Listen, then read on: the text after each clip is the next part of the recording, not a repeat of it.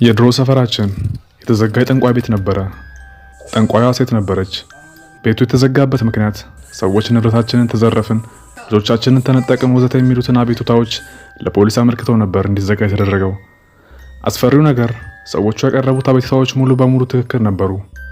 የጠንቋይ ቤት የሰይጣን ቤት ስለሆነ ይደረጋሉ ብለን የማንጠብቃቸው ነገሮች ተደረጉ ቢባል ይደንቀን አይገባም። ተሰረቁ የተባሉት ልጆች ግን አልተገኙም ነበር። ቤተሰቦቻቸው የእድሜ ልክ ሰቆቃ ተሸክመው እየኖሩ ነው። የጠንቋይ ቤቱ ምንም እንኳን ቢታሸግ 1 ዓመት ቢሆነውም አሁንም ድረስ ከግቢ ውስጥ ጩኸትና መዝሙር ይሰማ ነበር። ነገር ግን ማንም ግቢ ውስጥ አይኖርም። ብዙ ሰዎች ይህንን ሁኔታ ለማጣራት ብለው ገብተው ምንም እንዳላዩ ተናግረው ነበር። የግቢውን ሁኔታ አስፈሪ ያደረገው ነገር የገቡት ሰዎች ቀስ በቀስ የጤናቸው ሁኔታ እየተናጋና እየተቃወሰ መጥቶ መጨረሻቸው ሁሉም ሞት ነበር። የግቢው ሁኔታ እንደዚህ ያለ ከዕለታት በአንዱ ቀን የሰፈር ልጆች ሆነን በሰፈራችን የሜዳ ኳስ ላይ ኳስ እየተጫወትን ነበር። ኳሱን ከመጀመራችን በፊት ግን አንድ ህግ አወጣን። ኳሱን ወደ ጠንቋይዋ ቤት ያስገባው ቡድን ራሱ ሄዶ ኳሱን እንደሚያወጣ ተስማምተን ጨዋታውን ጀመርን።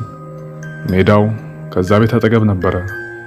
ለ1 ሰዓት ያህል ስንጫወት አላማችን ኳሱን ወደ ግቢው ላለማስገባት ነበረ።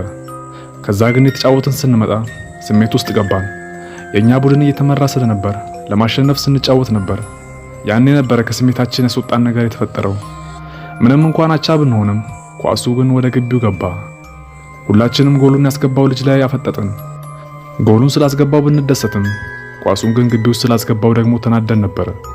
ስለዚህ በስምምነታችን መሰረት የኛ ቡድን ግቢው ውስጥ መግባት ነበረበት።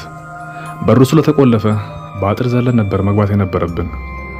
አንድ ባንድ ዘለን ግቢው ውስጥ ገባን። ውስጤን መግለጽ የማልችለው ስሜት ተሰማኝና መሸበር ጀመርኩ። ነገሩ እንዳላማረኝ ለጓደኞቼ ልነግራቸው ስዞር የሁሉም ፊት ላይ ሽብር ፊት ይታይ ነበር። ይሄ ነገር አላማረኝም ብሎ አንዱ ልጅ ተናገረ። ሁላችንም ጭንቅላታችንን ነቀነቅን። አንዴ ገብተናል፣ አንድ ላይ ሆነን ኳሱን አውጥተን አንድ ላይ እንመለሳለን፣ ማንም ሰው ለብቻው እንዳይሆን ብዬ አስጠንቅቄያቸው ወደፊት መጓዝ ጀመርን። የግቢው ድባብ በጣም ነበር የሚያስፈራው።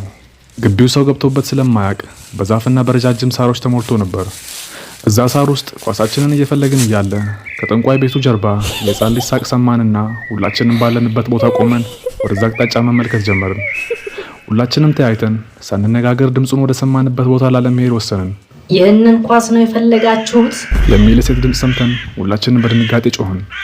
የጫካው መግቢያ ጋር አንዲት ረጅም ሴት ኳሳችንን በእጇ ይዛ በፈገግታ የተመለከተችን አየን። የሴትዮዋ መልክ ሰውነቴን ከፀጉሬ እስከ እግር ጥፍሬ ድረስ እንዲነዝረኝ ያደረገው። ኑና ውሰዱት፣ ጥሩ ልጆች ከሆናችሁ ደግሞ ሌላ ስጦታ አለኝ ብላ ኳሱን እንድንወስደው እጇን ወደኛ ዘረጋች። ሁላችንም ወደ ኋላ ዞረን ለመሮጥ ተዘጋጅተን ነበር። ከኛ ቡድን አንዱ ይህች ዘሬ ለኛ አትሰራም፣ አሪፍ ነገር ካለሽ ሞክሪ ብሎ ጮህባት። ሴትዮዋ ይህንን ስትሰማ ፊቷ ሙሉ በሙሉ ተቀያየረ። በዚህም ቢካላችሁ በዚህ ልሞክር እስኪ ብላ በእጅና በእግሯ ቆመች። ልብሶቿ ከላይዋ ላይ በእሳት እንደተቃጠለ ልብስ ረግፎ ወደቀና እርቃኗን ሆነች። ይህ ሁሉ ሲሆን ሁላችንም ደርቀን እያየናት ነበር። መልኳ የተቀያየረ መጣ። አሁንስ እድል አለኝ ብላ እየሮጠች ወደኛ መጣች።